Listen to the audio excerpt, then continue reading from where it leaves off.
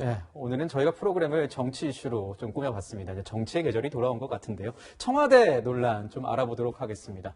앞서 하나의 뉴스에서도 보셨겠지만 이 박성민 청와대 청년 비서관의 발탁을 두고 이 논란이 일고 있습니다. 공정한 인사였느냐, 낙하산 인사 아니냐 이런 논란이 일고 있는데 야권에서는 이런 얘기가 나오고 있습니다. 문재인 정부와 더불어민주당이 외쳤던 공정과 정의는 역시나 말뿐인 허구였음을 다시 한번 확인했습니다. 평범한 우리 시대 2030 청년들이 꿈꾸는 현실적인 성공과는 동떨어진 한 25세 민주당 출신 대학생의 1급 비서관 특진이 이를 반증합니다. 평범한 청년은 평생을 바쳐 일해도 하늘의 별 따기인 1급 비서관에 이낙연 전임 대표가 픽했던 25세 청년을 떡하니 임명해놓고 문제가 없다고 주장하는 청와대와 민주당의 후한무치함에 안타깝습니다. 자, 25대 민주당 출신 대학생을 1급 비서관에 픽했다, 떡하니 임명했다 이런 것을 두고 이제 불공정 논란이 일고 있는데 이철희 대통령 정무수석 같은 경우에는 철저히 이 불공정 공세를 배격하겠다 이렇게 하면서 논란 차단에 나섰어요. 청년 비서관이라는 게 사실상 없죠. 그런데 이게 만들어졌다는 거는 그만큼 청년 세대의 어떤 문제점들이 국정의 하나의 중요한 분야로 이제 부각될 만큼 어려운 상황을 직면했다는 것을 지금 보여주고 있는데 문제는 그러면 이 청년 문제를 누가 어떻게 해소할 것이냐.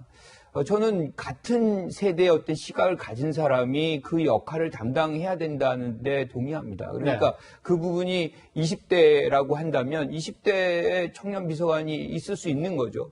그것이 왜 불공정한지 저는 다시 되묻고 싶어요. 그러면 예컨대 우리가 박근혜 전 대통령이 당시에 이제 뭐 손수조 미래세대위원장이라든가 이준석 기획위원장이라든가 다 20대였어요.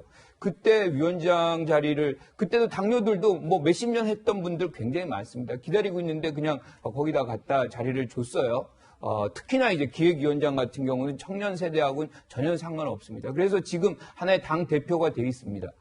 왜 여기에서 지금 이 분이 뭔가 성과를 낼 수 있는 시간적 여유도 주지 않고 이것을 불공정하다라고 얘기하는 것은 그 안에 의도성이 굉장히 깔려 있다. 맹목적인 어떤 비판이라는 생각을 저는 거둘 수가 없어요. 뭔가 이분이 실질적으로 역할을 하고 평가를 받을 수 있는 시간적 여유는 주고 나서 비판을 해야 되는데 아니면 이 박 비서관이 뭐 아주 유수한 대학교를 안 나와서 또는 뭐 그러한 경력이 없어서 그래서 불공정하다고 얘기하는 건가요? 지금은 이 문제는 세대의 문제이기 때문에 그 세대의 어떤 누구라도 역할을 할 수 있으면 저는 가능하다 이렇게 생각합니다. 네, 이제 교수님은 좀 일할 시간을 주고 평가는 그 이후에 하는 게 맞지 않겠냐라고 분석을 해주셨지만 일부 청년들 사이에선 이런 목소리도 있는 게 사실입니다. 해임 청원도 나오고요. 박탈감을 느낀다 이러면서 박탈감닷컴이라는 것도 이제 고려대 재학생이 만들었다라고 나왔더라고요. 뭐 청년들의 이런 반응의 이유는 뭐라고 보십니까? 당연하죠. 왜냐하면 청년들이 인정할 만한 스펙이 있거나 또는 스토리가 있어야 되는데 박성민 비서관 제가 방송 같이 해봤는데 참 훌륭한 분인 건 맞는데 아직까지 스펙도 스토리도 부정하기 때문입니다. 예를 들면 꼭 대단한 경력의 공직자를 그 자리에 임명하라는 것이 아니라 정말 뭐 고졸 출신으로 택배 일을 하면서 자기 회사를 차려보고 직원들 월급도 줘본 이런 경험이 있는 사람이라면 스펙은 없지만 그 스토리 청년들이 공감할 수 있는 스토리 때문이라도 이 정도 잡으면 안 나왔을 겁니다. 제가 2030이기 때문에 이 청년 비서관 문제를 예전부터 잘 지켜봐왔었는데 이게 2019년도에 청년 소통 정책관으로 처음 신설됐던 제도입니다. 그 다음에 이제 청년 비서관으로 2급에서 1급으로 업그레이드가 됐던 건데요. 네. 사실 2급도 초고위 공무원이잖아요.